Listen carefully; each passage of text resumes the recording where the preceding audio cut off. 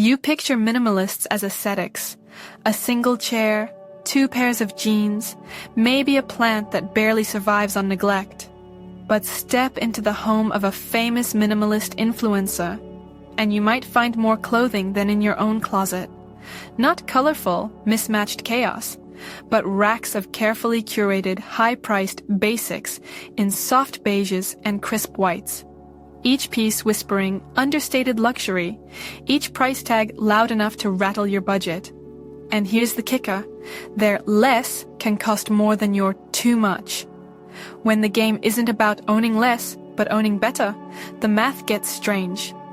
One minimalist Instagram star owns dozens of nearly identical white shirts.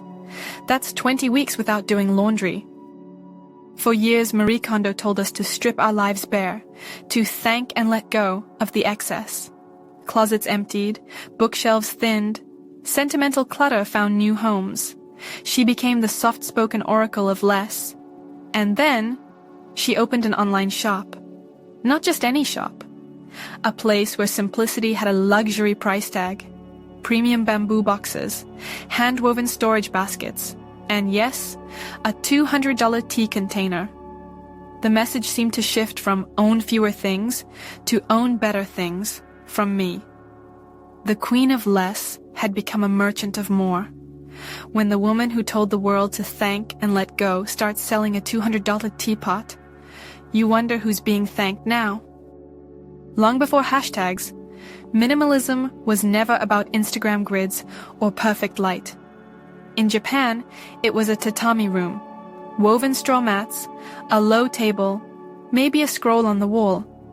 In Scandinavia, pale wood floors, a window, and the belief that space to breathe was its own kind of wealth. It wasn't meant to impress strangers. It was meant to quiet the mind. Now, a minimalist living room in a Manhattan loft might set you back $3,000 for the privilege of owning less in style. The philosophy hasn't just drifted, it's been redecorated. What began as a rice mat on the floor is now a $3,000 designer meditation chair. Why do so many minimalist influencers live in homes that look eerily similar? Smooth concrete, white walls, a single plant. The answer isn't ancient philosophy, it's the algorithm.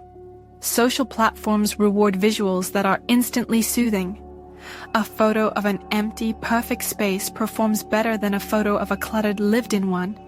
And so, creators design for the feed, not for themselves. The irony? Often, just beyond the frame, life still looks like life. Chaotic, messy, human. That perfect, serene room.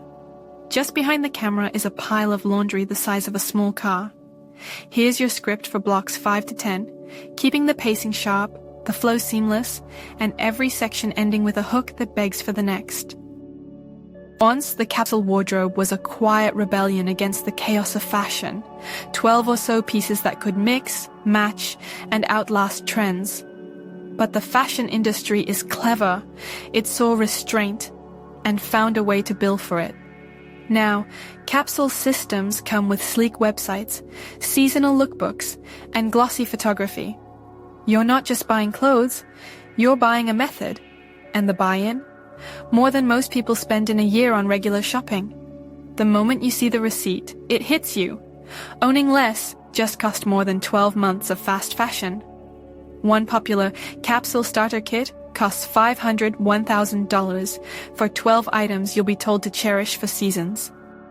Decluttering used to be a Saturday chore. Now, it's an industry.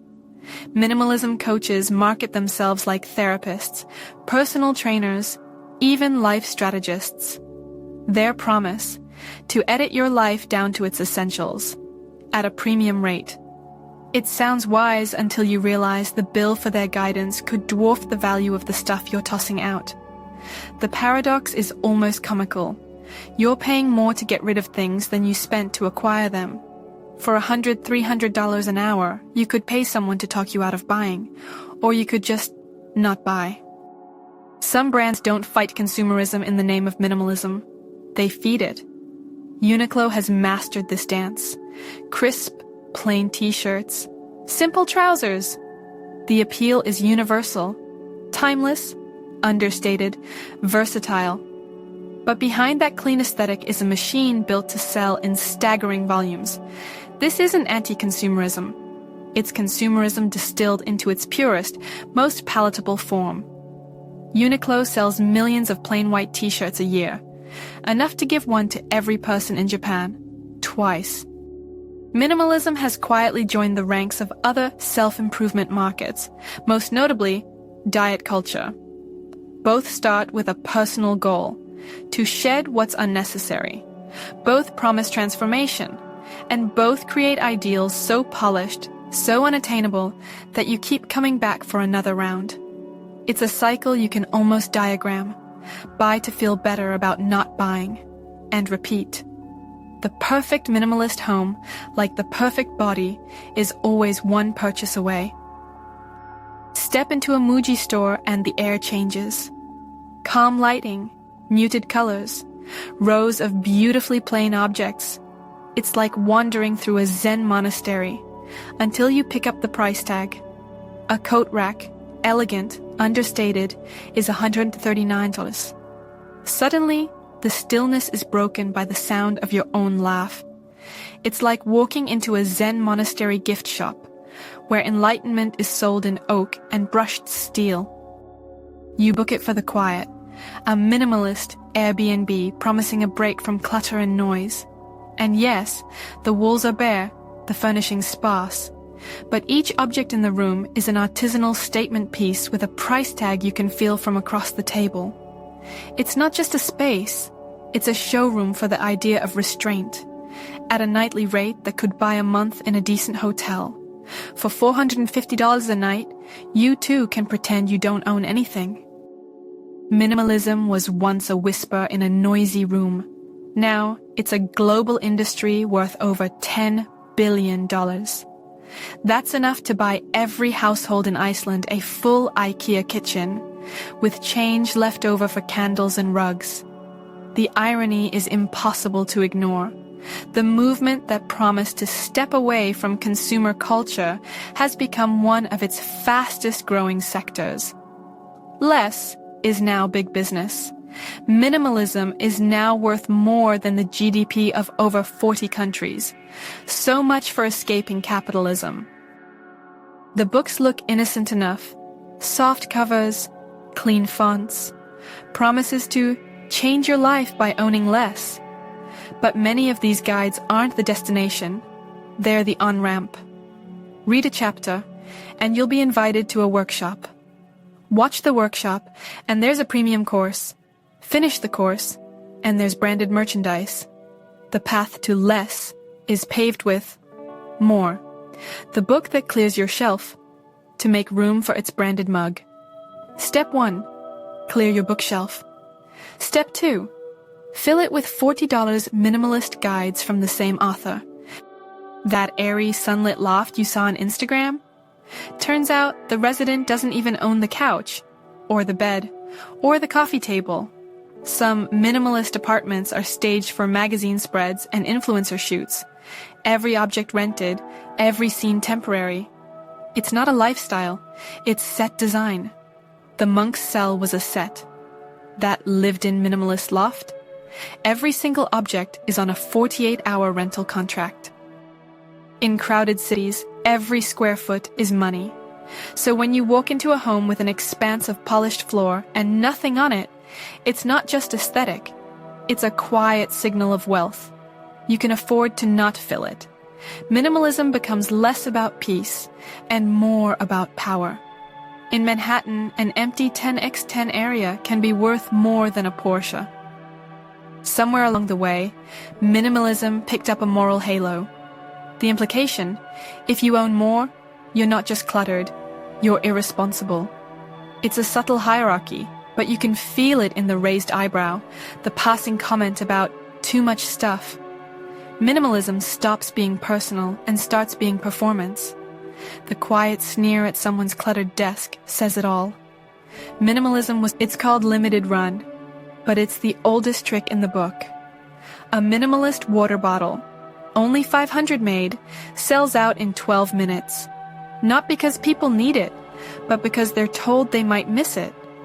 The same hype tactics used for sneaker drops are now wrapped in matte packaging and labeled timeless. The only thing not minimal about this bottle is the hype.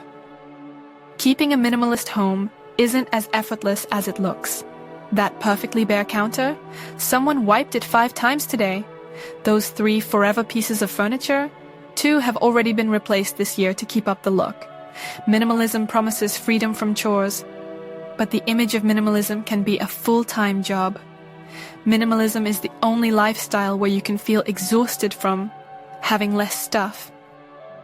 2 apartments, both bare, both sparsely furnished. One belongs to a tech executive, the other to a single parent making minimum wage. The aesthetic is identical, but the realities could not be further apart. For one, minimalism is a design choice. For the other, it's the unavoidable result of scarcity. Minimalism for the rich is a style. For the poor, it's just called not having money. Minimalism sells itself as a way to escape decision fatigue. But there's a shadow side, the quest for the perfect minimalist setup. The right chair, the right light, the right everything. You're supposed to feel peace, but you're lying awake wondering if your bookshelf is too full or your wall is too bare. We turned freedom from stuff into another to-do list we can't finish. Once a lifestyle becomes popular, it gets branded, marketed, monetized. That's the rule. Minimalism is no exception. The question now is whether any space, even the blank wall, can remain untouched. Or will every empty surface eventually carry a logo, a brand partnership, a product link? In the end, even the blank white wall has a sponsor. Maybe minimalism was never about things at all, but about stories. And the story we've been sold is that freedom comes in a branded box, at a premium price. If this made you rethink the way you see less, subscribe, share it, and leave your take below. I'm curious, is minimalism still a philosophy, or has it crossed the point of no return into pure marketing? And if you want to see another world where appearances deceive, my last episode dives into ghost malls. Why so many empty shopping centers aren't failing at all, but quietly thriving in a global game of money and illusion.